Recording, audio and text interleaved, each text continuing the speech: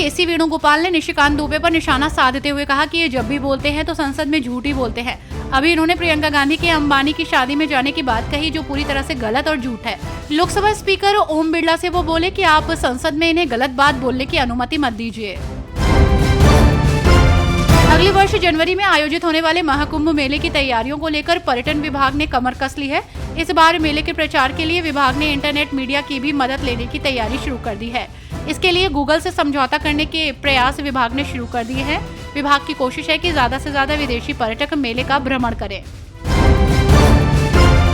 लोक निर्माण और बिजली मंत्री हरभजन सिंह ईटीओ ने कहा कि राज्य मार्ग पटियाला नाभा मलेर कोटला पर स्थित 2 टोल प्लाजा 5 अगस्त से तत्काल प्रभाव से बंद कर दिए गए हैं। उन्होंने बताया कि पटियाला नाभा मलेर कोटला पर मोहराना और कलियाड़ स्थित टोल प्लाजा पर रोड यूजर फीस की वसूली बीती रात को बंद कर दी गई है। पूरे बांग्लादेश में आरक्षण विरोधी प्रदर्शन और हिंसक झड़पों से बिगड़ते हालात के चलते शेख हसीना सरकार का तख्ता पलट हो गया।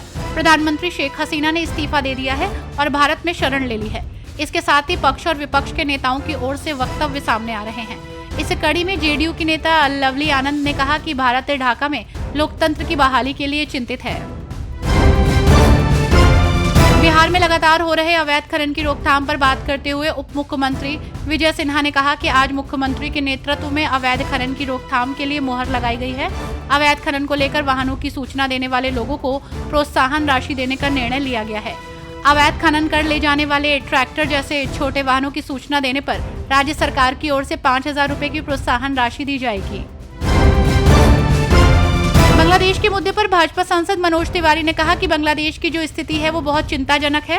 कानून व्यवस्था कुछ नहीं, वहाँ लोकतंत्र की धज्जियां उड़ गई हैं, वहाँ अराजकता ही अराजकता है। अल्पसंख्यक बहुत संकट में हैं। आज सदन में हमारे विदेश मंत्री ने वहाँ की स्थिति रखी है। मुझे संतोष है कि विपक्ष ने इस पर सकारात्मक रुख रखा है। हम ऐसे मुद्दों पर देश के साथ हैं, ये बहुत अच्छी बात हुई है। दिल्ली के मुख्यमंत्री अरविंद केजरीवाल इन दिनों जेल में हैं। ऐसे में इन्हें लेकर नेताओं की प्रतिक्रिया सामने आ रही है। वहीं बीजेपी नेता हरिभूषण ठाकुर ने केजरीवाल पर निशाना साधते हुए कहा कि वो सुप्रीम कोर्ट जाएं या कहीं और, जो किया है भोगना पड़ेगा। भ्रष्टाचार किया है, जेल जाना पड़ेगा। लूटा है, लौटना पड़ेगा। इस देश के पीएम मोदी का नियम है, जिसने भी गलत किया है भोगना पड़ेगा। पूर्व कैबिनेट मंत्री गोविंद राम मेघवाल ने राजस्थान विधानसभा में मार्शल की धक्का मुक्की की निंदा की। उन्होंने भाजपा सरकार पर निशाना साधते हुए कहा कि राजस्थान में बिजली फ्री देने की योजना के बावजूद फ्यूल सरप्राइज बढ़ाकर गरीबों की जेब पर डाका डाला जा रहा है। आगामी विधानसभा चुनाव को लेकर महाराष्ट्र में तैयारियां जोरों पर हैं। ऐसे में नेताओं की प्रतिक्रिया सामने आ रही है। वहीं महाराष्ट्र कांग्रेस के अध्यक्ष नाना पटोले ने आगामी विधानसभा चुनाव में महाविकास आघाड़ी की जीत का भरोसा जताया है। उन्होंने कहा कि आने वाले विधानसभा चुनाव के बाद राज्य की सरकार में बदलाव जरूर होगा। बांग्लादेश में हिंसक प्रदर्शन के बाद तख्ता पलट हो गया। वहीं इसे लेकर भारत में भी सियासत तेज हो गई। साथ ही नेताओं की प्रतिक्रिया भी सामने आ रही है। वहीं जयपुर के हवा महल से बीजेपी विधायक बाल मुकुंद आचार्य ने कहा कि बांग्लादेश में रहने वाले हिंदुओं को सुरक्षित भारत वापस लाना चाहिए।